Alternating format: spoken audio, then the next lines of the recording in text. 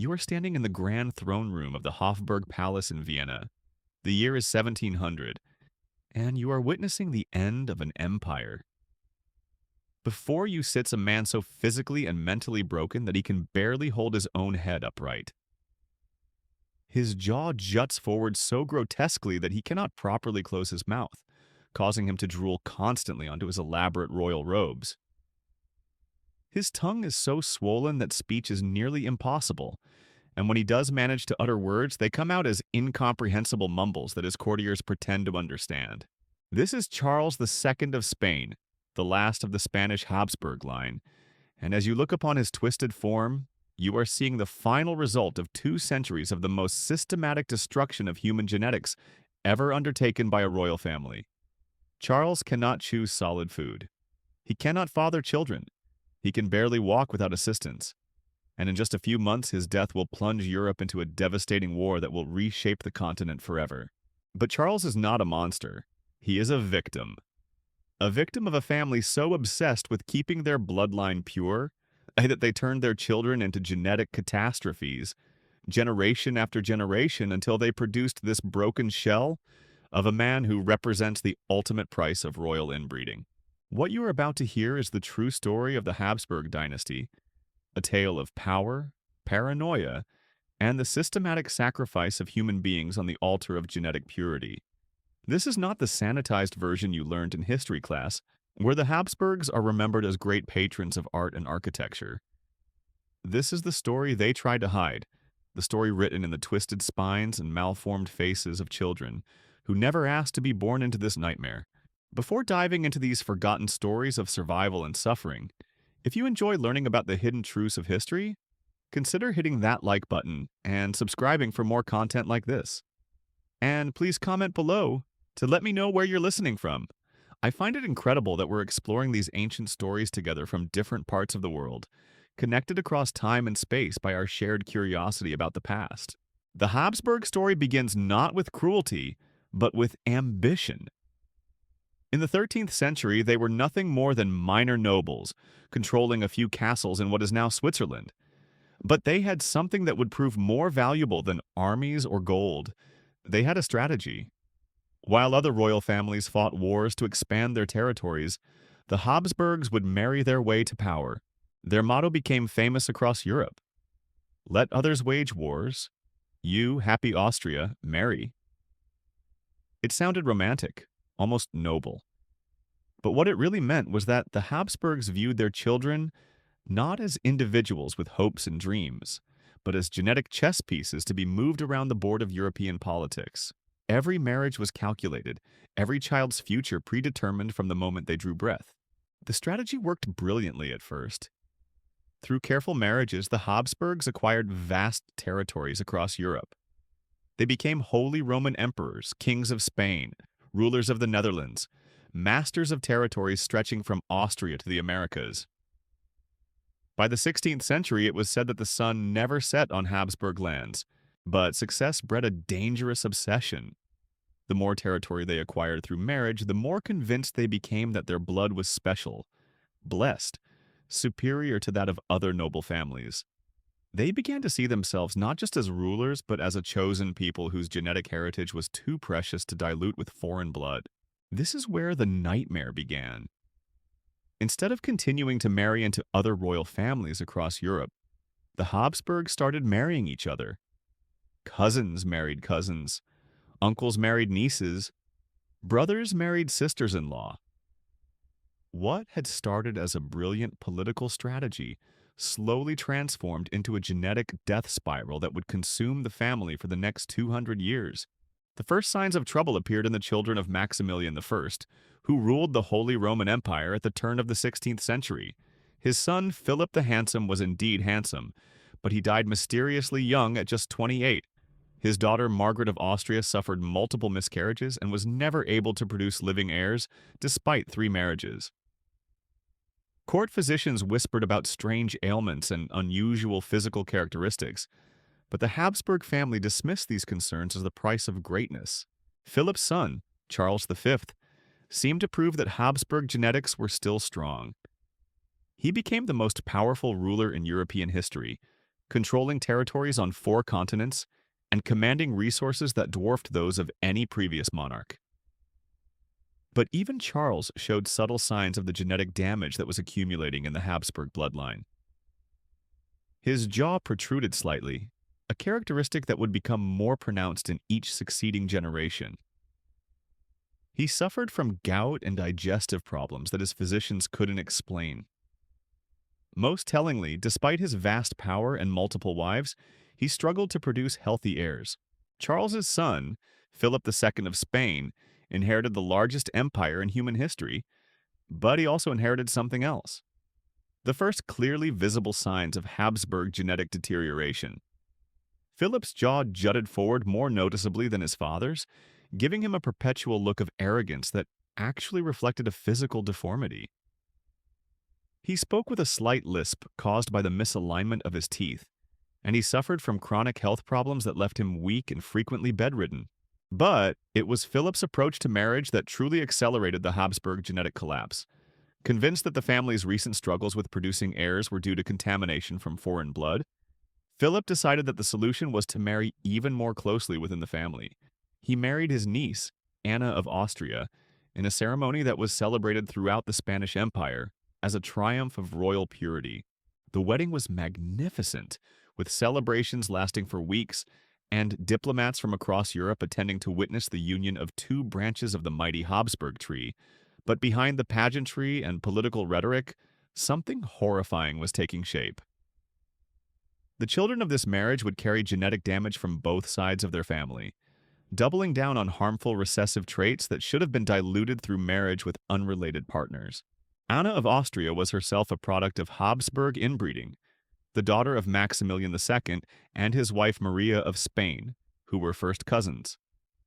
When Anna married her uncle Philip, the genetic coefficient, a measure of how closely related 2 parents are, reached levels that modern geneticists consider catastrophic for human reproduction. Their children would be the genetic equivalent of offspring from a brother-sister pairing. The results were immediate and devastating. Anna and Philip's first child, Ferdinand, died in infancy. Their second, Carlos, lived, but showed clear signs of severe developmental problems. Their third, Diego, died at the age of 7. Only one child, Philip III, survived to adulthood, and he carried with him a genetic load that would prove even more destructive in the next generation. Philip III ascended to the Spanish throne in 1598, inheriting not just the vast Habsburg territories, but also the family's growing obsession with genetic purity. By now, the physical signs of inbreeding were becoming impossible to ignore. Philip's jaw protruded so severely that he could not properly chew food, requiring his meals to be specially prepared and cut into tiny pieces. His speech was so distorted by his malformed mouth that foreign ambassadors often needed interpreters to understand what their host was saying. But the psychological effects were perhaps even more damaging than the physical ones. Generations of inbreeding had produced not just bodily deformities, but mental instabilities that made effective governance nearly impossible. Philip III was described by his own courtiers as childlike in his thinking, easily manipulated by advisors and incapable of making complex decisions. He became obsessed with religious rituals and spent hours each day in prayer, apparently believing that divine intervention could somehow reverse the genetic damage that centuries of Habsburg marriages had inflicted on his bloodline. The king's incapacity created a power vacuum that was filled by ambitious nobles who used Philip as a puppet for their own schemes. Spain, the richest and most powerful empire in the world, began to stagnate under the rule of a monarch who was physically and mentally incapable of leadership. Tax revenues declined as corruption spread throughout the government. Military defeats mounted as enemies recognized Spanish weakness. The golden age of Spanish power was ending, not because of external conquest or economic collapse, but because the ruling family had genetically engineered their own incompetence. Yet even as the evidence of genetic disaster mounted, the Habsburg obsession with pure blood only intensified. Philip III married Margaret of Austria, another first cousin, in a ceremony that was presented to the Spanish people as a celebration of Habsburg strength and purity. The propaganda surrounding the wedding emphasized the ancient bloodlines being united, the divine blessing on the Habsburg dynasty, and the promise of strong heirs who would restore Spanish greatness. The reality was far different. Margaret was herself a product of multiple generations of Habsburg inbreeding, and her marriage to Philip represented yet another doubling down on damaged genetics. Their children would carry an even heavier burden of genetic abnormalities, pushed further toward the biological breaking point that would finally be reached in the next generation. Margaret and Philip's son, the future Philip IV, was born in 1605 with physical deformities that shocked even the Habsburg-accustomed court physicians.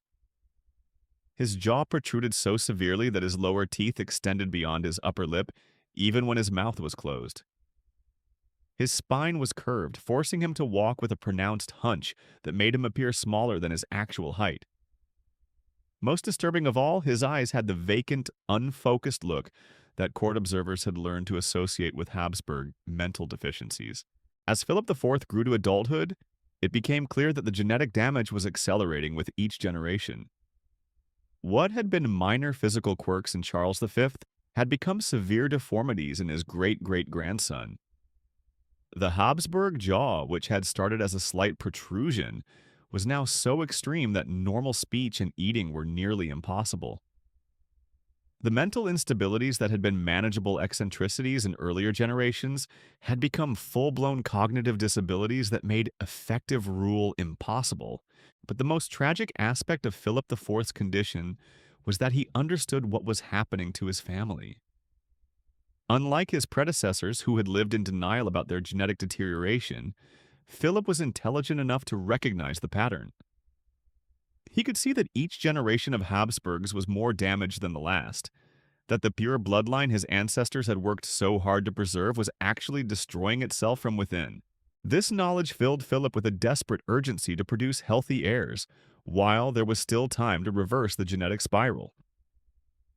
He married his niece, Mariana of Austria, in yet another attempt to concentrate Habsburg blood, but this time with a difference. Philip understood that his family was running out of time, that perhaps one or two more generations remained before the Habsburg line would collapse entirely under the weight of its accumulated genetic damage. The wedding of Philip IV and Mariana of Austria in 1649 was the last great celebration of Habsburg genetic purity. The ceremonies lasted for months, with elaborate pageants depicting the glory of the Habsburg bloodline and the divine blessing on their union.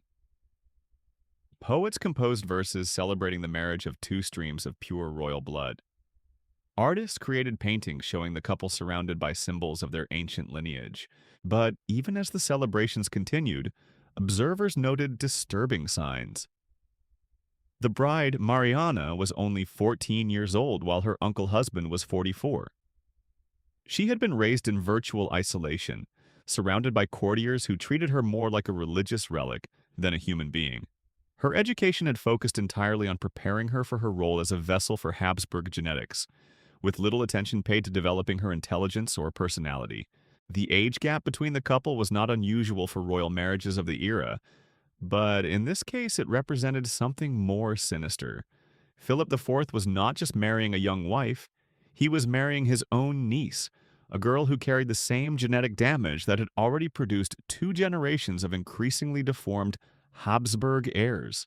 Their children would represent the final stage of a genetic experiment that had been running for over 2 centuries. When Mariana gave birth to their first child in 1651, the court held its breath. Would this child break the pattern of Habsburg genetic decline, or would it represent yet another step toward the biological catastrophe that seemed increasingly inevitable? The answer would determine not just the fate of the Spanish throne, but the future of European politics for generations to come. The child born to Philip IV and Mariana of Austria would be named Margaret Theresa, and from the moment she drew her first breath, it was clear that the Habsburg genetic experiment had entered its final phase. The infant's cries echoed through the marble corridors of the royal Alcazar, but they were not the healthy wails of a normal baby. They were weak, strained sounds that seemed to come from a creature already struggling against the biological burden she had inherited. Court physicians who examined the newborn princess found themselves documenting abnormalities that surpassed even their worst expectations. Margaret Theresa's skull was misshapen, elongated in some places and compressed in others, giving her head an almost alien appearance. Her jaw, even in infancy, showed signs of the extreme protrusion that had become the Habsburg family curse. Most disturbing of all, her limbs were weak and underdeveloped, suggesting that the genetic damage was now affecting basic motor function. But the physical deformities were only the beginning. As Margaret Theresa grew from infant to child, it became apparent that the Habsburg genetic collapse had reached her mind as well. She was slow to speak, slower to walk, and seemed to exist in a perpetual state of confusion that no amount of royal tutoring could overcome. The little girl who should have been the pride of the Spanish Empire was instead a living monument to 2 centuries of genetic self-destruction. The court artists commissioned to paint Margaret Theresa's portraits faced an impossible challenge. Royal protocol demanded that they portray the young princess as beautiful and healthy, suitable for the political marriages that would determine Spain's diplomatic future. But the reality of her appearance made such flattery nearly impossible. The surviving paintings from this period show the artist's desperate attempts to minimize her deformities through careful positioning and strategic use of shadows, but they could not entirely hide the truth of what Habsburg genetics had produced. Diego Velázquez, the greatest painter of the Spanish Golden Age, created several portraits of Margaret Theresa during her childhood. These masterpieces, now hanging in museums across Europe, are often admired for their technical brilliance and emotional depth. But art historians who study them closely can see something else: the careful way Velázquez positioned the young princess to minimize her physical abnormalities, the subtle techniques he used to suggest intelligence and vitality where little existed. In one particularly famous painting, Las Meninas, Velázquez depicted Margaret Theresa surrounded by her court attendants in what appears to be a moment of casual royal life. The princess stands at the center of the composition, dressed in an elaborate gown that was designed to mask her physical defects. But look closely at her face and you can see the vacant expression, the slightly open mouth that reveals her malformed jaw, the eyes that seem to focus on nothing in particular. The painting has been analyzed by scholars for centuries, praised as one of the greatest works in the history of art. But it is also a documentary record of genetic catastrophe, a visual testament to what happens when political ambition overrides biological reality. Margaret Theresa was not posing for a portrait. She was serving as evidence in a criminal case against the very concept of royal inbreeding. As the young princess grew older, the full extent of her disabilities became impossible to conceal. She struggled with basic tasks that came naturally to other children. Walking was difficult due to her weak limbs and curved spine. Speaking was a constant challenge because of her malformed mouth and swollen tongue. Learning was nearly impossible because of cognitive deficits that seemed to worsen rather than improve with age. The Spanish court, which had once been the envy of Europe for its sophistication and cultural achievements, was now reduced to caring for a royal family that was literally falling apart. Teams of physicians, tutors, and attendants were assigned to Margaret Theresa, not to prepare her for queenly duties, but simply to help her survive from day to day. The empire that controlled vast territories in Europe and the Americas was being governed by regents and advisors because its royal family had become too genetically damaged to rule. But even as Margaret Theresa's condition deteriorated, the Habsburg obsession with genetic purity continued unabated. Negotiations began for her marriage while she was still a child, with various European princes being considered as potential husbands. The irony was cruel beyond measure. Here was a girl who could barely care for herself being discussed as breeding stock for the next generation of European royalty. The most serious marriage proposal came from her uncle, Leopold I, Holy Roman Emperor.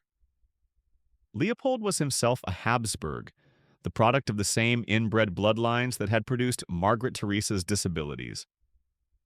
The proposed union would represent yet another concentration of damaged genetics, virtually guaranteeing that any children would be even more severely affected than their parents. The marriage negotiations revealed the true depth of Habsburg delusion about their genetic condition. Rather than recognizing Margaret Theresa's disabilities as evidence that their breeding practices were catastrophically flawed, The family interpreted them as temporary setbacks that could be overcome through proper matches with other Habsburg relatives. They genuinely believed that marrying cousins to cousins, uncles to nieces, was somehow purifying their bloodline rather than destroying it. Contemporary documents from the Spanish court during this period make for disturbing reading. Letters between Habsburg relatives discuss Margaret Theresa's marriage prospects in terms that sound more like livestock breeding than human relationships. They analyze her genetic heritage, calculate the benefits of various matches, and debate which combination of Habsburg bloodlines might produce the strongest heirs. What none of these calculations took into account was the human cost of their genetic experiment. Margaret Theresa was not a breeding animal or a political chess piece. She was a child trapped in a body and mind that had been systematically destroyed by her ancestors' obsessions. Every day of her life was a struggle against disabilities that she had inherited through no fault of her own. The wedding of Margaret Theresa and Leopold took place in 1666, when she was 15 years old. The ceremony was held not in Spain but in Vienna, as the bride was too fragile to undertake the journey to her new home. Even the short trip from her quarters to the chapel required special arrangements with physicians standing by in case her weak constitution failed her during the stress of the wedding. Leopold himself was hardly a prize husband. At 26, he showed clear signs of Habsburg genetic damage, including the characteristic protruding jaw, digestive problems, and the mental instabilities that had become family traits. The marriage was less a union of two people than a collision of two sets of damaged genetics, with predictably tragic results. The wedding night was a disaster that shocked even the Habsburg-accustomed court physicians. Margaret Theresa's physical condition made normal marital relations impossible, while Leopold's own genetic abnormalities created additional complications. What should have been the consummation of a royal marriage instead became a medical emergency that required the intervention of doctors and the administration of powerful sedatives to both participants. The attempts to produce an heir from this union read like a medieval medical textbook on the consequences of extreme inbreeding. Margaret Theresa became pregnant several times, but each pregnancy ended in tragedy. Some ended in early miscarriages, others in stillbirths, and one produced a child so severely deformed that it survived only a few hours after birth.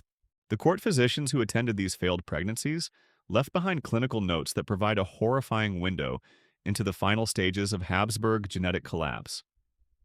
They describe fetuses with multiple organ defects, bone abnormalities that made normal development impossible, and neurological problems so severe that the children could not have survived even if they had been carried to full term. Margaret Theresa herself grew weaker with each failed pregnancy. Her body, already compromised by genetic damage, could not withstand the repeated trauma of bearing children who were doomed from conception.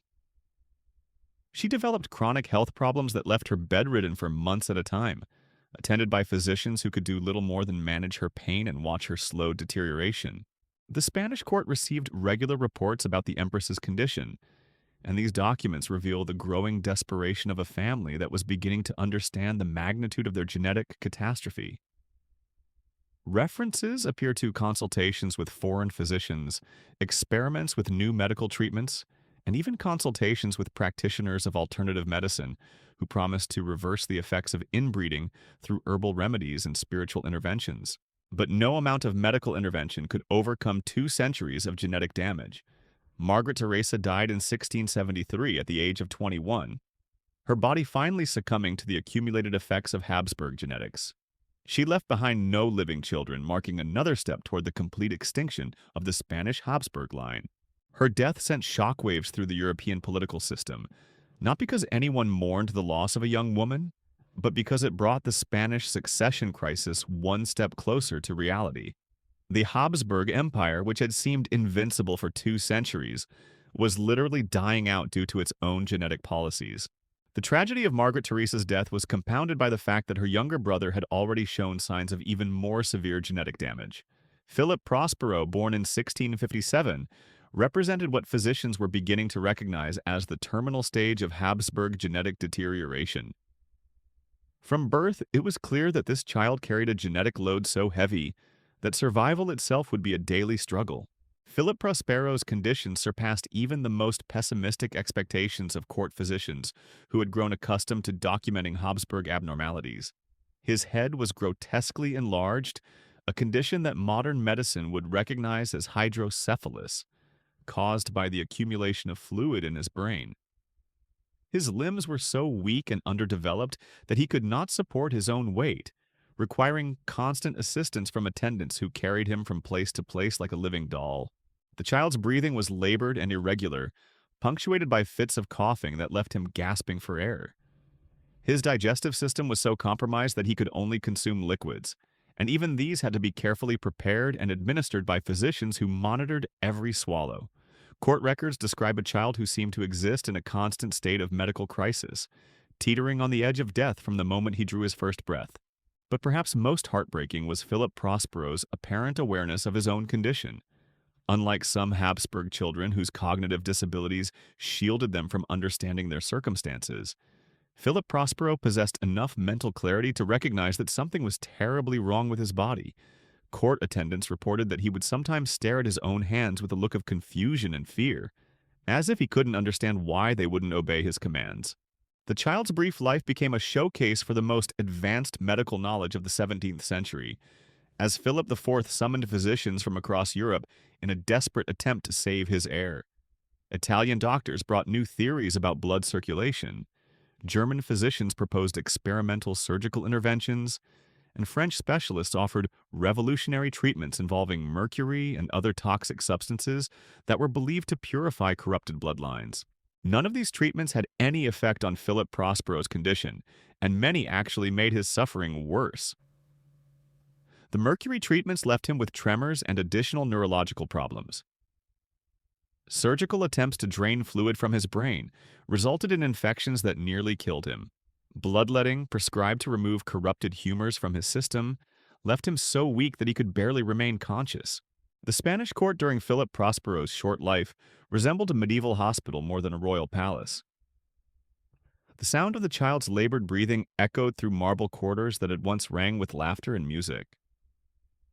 The elaborate ceremonies and celebrations that had marked previous royal childhoods were replaced by hushed consultations between physicians and the constant presence of priests who were regularly summoned to administer last rites to a boy who seemed perpetually on the verge of death.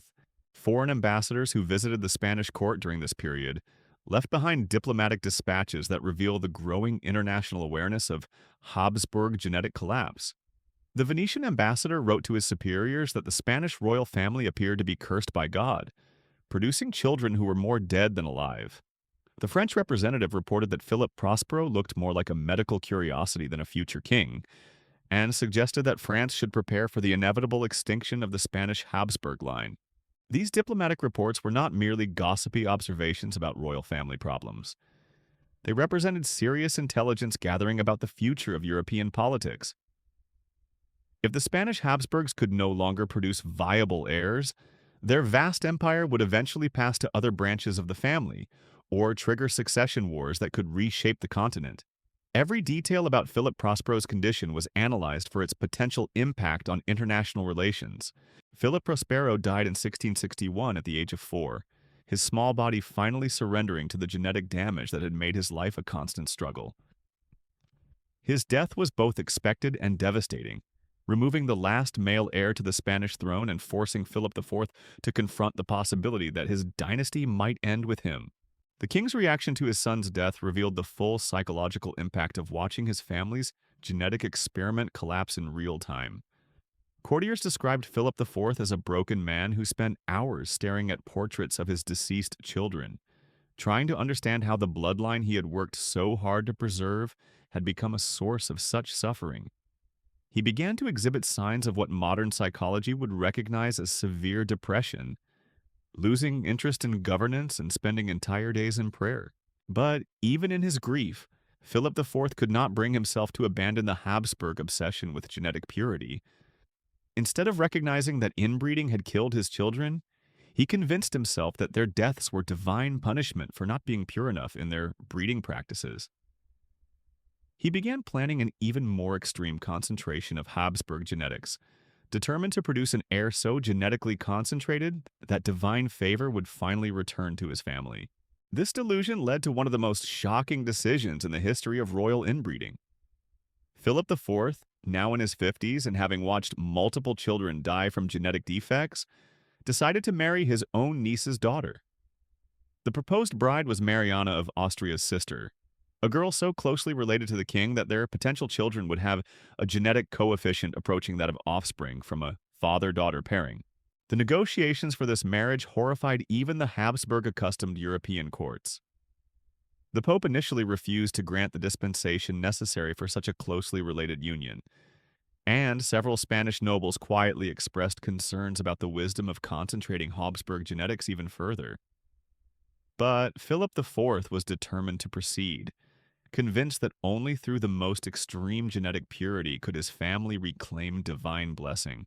The wedding never took place, prevented not by moral concerns or papal intervention, but by Philip IV's own death in 1665.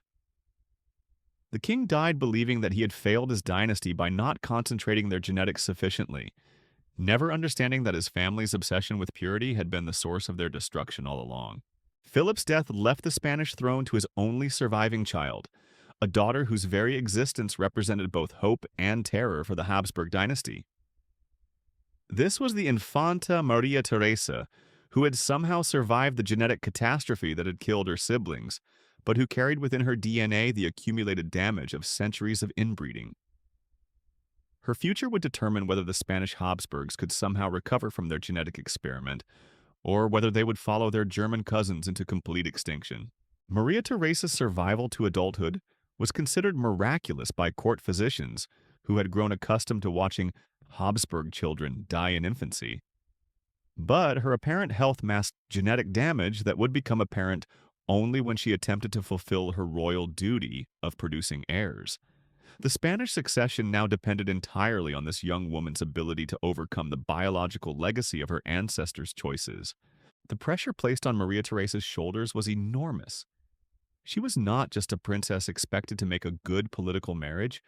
She was the last hope of a dynasty that had ruled half the world for 2 centuries.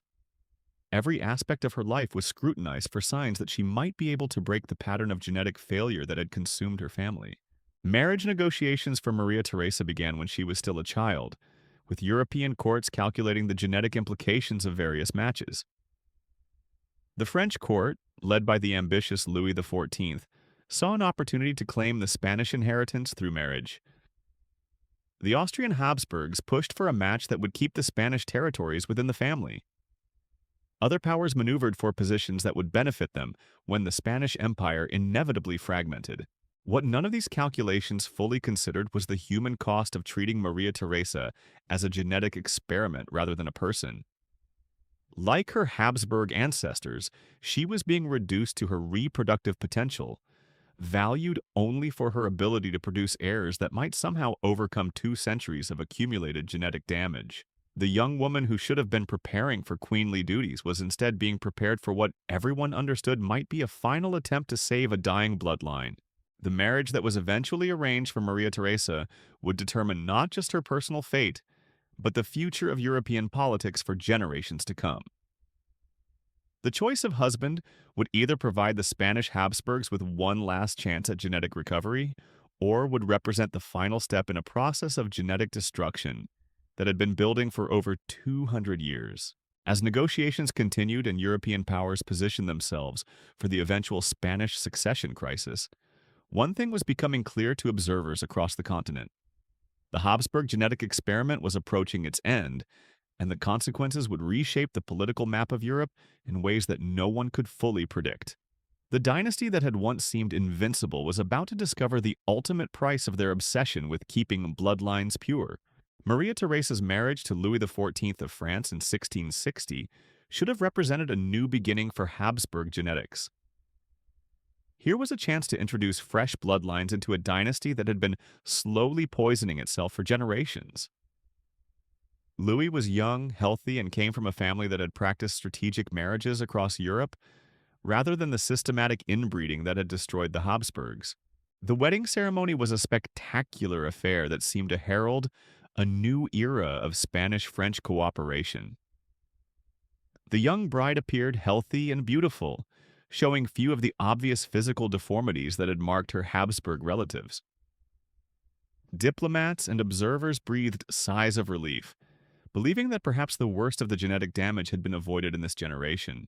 But appearances can be deceiving, especially when generations of genetic damage lie hidden in recessive genes, waiting for the right combination to express themselves. Maria Theresa carried within her DNA the accumulated mutations and deletions that had been building in the Habsburg bloodline since the family first began their experiment in genetic concentration. These defects might remain dormant in her own body, but they would inevitably appear in her children when combined with genetic material from her husband. The French court initially celebrated Maria Theresa as a conquest, both political and genetic. They saw her marriage to Louis as proof that French vitality could overcome Spanish decadence, that the healthy Bourbon bloodline would revitalize the corrupted Habsburg genetics. Court physicians made optimistic predictions about the strong heirs that would emerge from this union of French vigor and Spanish royal blood. These predictions proved tragically wrong. Maria Theresa's first pregnancy ended in a miscarriage that shocked the French court with its violence and duration. Her second pregnancy produced a son, but the child died within hours of birth, his tiny body showing clear signs of the genetic abnormalities that had plagued Habsburg infants for generations. Subsequent pregnancies followed the same pattern, with most ending in miscarriage or infant death. The few children who did survive past infancy carried visible signs of their Habsburg heritage. The Dauphin, who lived to adulthood, showed the characteristic jaw protrusion that had become synonymous with Habsburg genetics. He suffered from chronic health problems that French physicians attributed to his Spanish blood, and his own reproductive history would be marked by the same pattern of failed pregnancies and sickly children that had characterized his mother's lineage. French court records from this period reveal growing concern about what they termed the Spanish contamination of the Bourbon bloodline. Physicians began recommending that future royal marriages avoid Spanish partners entirely, recognizing that the Habsburg genetic damage was too extensive to be overcome through simple outcrossing. The political alliance that the marriage was supposed to cement was gradually undermined by the biological reality of what Habsburg genetics had become. Maria Theresa herself became increasingly isolated within the French court as her reproductive failures mounted. She was no longer seen as a valuable addition to the Bourbon family, but as a genetic liability whose presence threatened the dynasty's future. Her ladies-in-waiting reported that she spent hours in prayer begging for divine intervention to overcome what she believed was a curse upon her bloodline. The Spanish succession crisis that had been building for decades finally exploded when Charles II died childless in 1700. The last Spanish Habsburg had been so severely damaged by inbreeding that he was unable to produce even a single heir despite multiple marriages. His death triggered the War of Spanish Succession, a conflict that would consume Europe for over a decade and cost hundreds of thousands of lives. But the true tragedy was not the war itself, but what it represented. The Spanish Empire, which had been built through centuries of Habsburg marriages, was now being torn apart because those same marriages had made the family incapable of governing or reproducing. The strategy that had once made the Habsburgs the most powerful dynasty in Europe had ultimately led to their complete extinction. The Austrian branch of the Habsburg family, meanwhile, was following a similar trajectory toward genetic collapse. They had maintained their territories through the same inbreeding practices that had destroyed their Spanish cousins, and the results were becoming increasingly apparent with each generation. The Holy Roman Empire, the oldest continuous political institution in Europe, was being governed by emperors whose genetic damage made effective rule nearly impossible. Leopold I, who had married Margaret Theresa in that tragic union we discussed earlier, represented the Austrian Habsburg pattern of genetic deterioration. His massive jaw made speech difficult, his chronic health problems left him weak and frequently bedridden, and his mental instabilities created diplomatic crises that his advisors spent years trying to resolve. Yet even as his own condition demonstrated the catastrophic effects of inbreeding, Leopold continued the family tradition by marrying his niece in a second union that produced children even more damaged than those from his first marriage. The pattern repeated with each generation. Sons who could barely govern inherited thrones they were genetically unfit to occupy. Daughters who should have been valuable marriage partners became genetic liabilities that other royal families sought to avoid. The Habsburg territories began to fragment as local nobles recognized that their Habsburg overlords were no longer capable of effective leadership. Charles VI, the last male Habsburg ruler, spent his entire reign trying to ensure that his daughter, Maria Theresa, would inherit his territories intact. The pragmatic sanction that he promulgated was intended to prevent the kind of succession crisis that had torn apart the Spanish Empire, but it couldn't address the underlying problem that the Habsburg bloodline had become so genetically compromised that effective rule was nearly impossible. Maria Theresa herself was more capable than most of her Habsburg relatives, but she still carried the genetic load that had accumulated over centuries of inbreeding.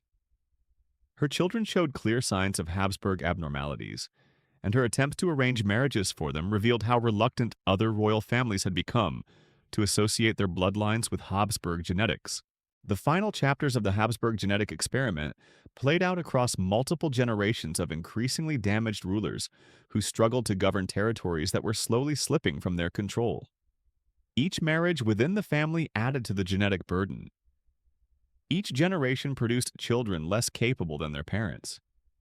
Each decade brought the dynasty closer to the biological extinction that had already claimed their Spanish cousins. The scientific revolution that was transforming European thought during this period provided new ways to understand what was happening to the Habsburg bloodline. Physicians began to recognize patterns in the family's medical history that suggested hereditary transmission of defects. Natural philosophers started to theorize about the mechanisms by which parental characteristics were passed to children. But this emerging knowledge came too late to save a dynasty that had already passed the point of genetic recovery. The Habsburg story serves as one of history's most complete case studies in the consequences of systematic inbreeding.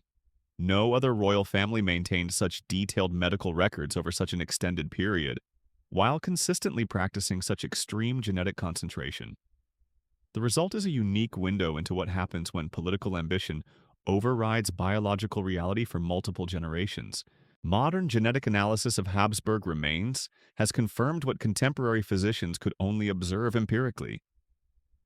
The family's DNA shows clear evidence of the genetic bottlenecking that occurs when closely related individuals reproduce repeatedly over many generations. Harmful recessive alleles that should have remained rare became fixed in the population. Beneficial genetic variations were lost through random drift. The genetic diversity that provides resilience against disease and developmental problems was systematically eliminated.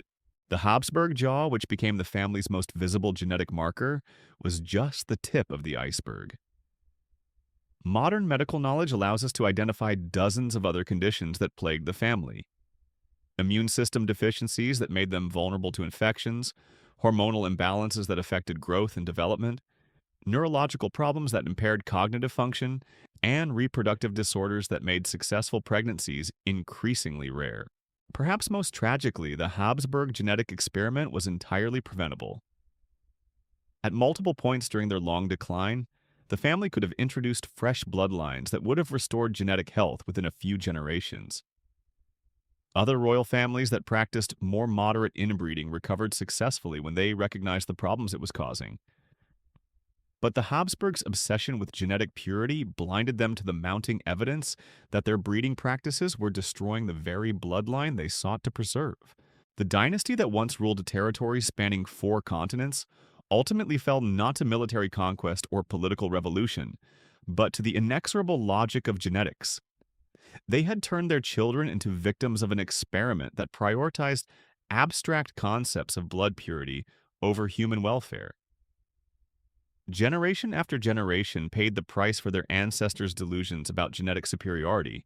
As you stand once again in that throne room in Vienna, looking upon the broken form of Charles II, you understand that you are witnessing more than the end of a dynasty. You are seeing the final result of what happens when power becomes disconnected from wisdom, when tradition becomes more important than truth, and when political ideology overrides biological reality.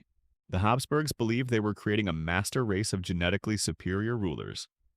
Instead, they created a genetic wasteland that consumed their children and ultimately destroyed their empire.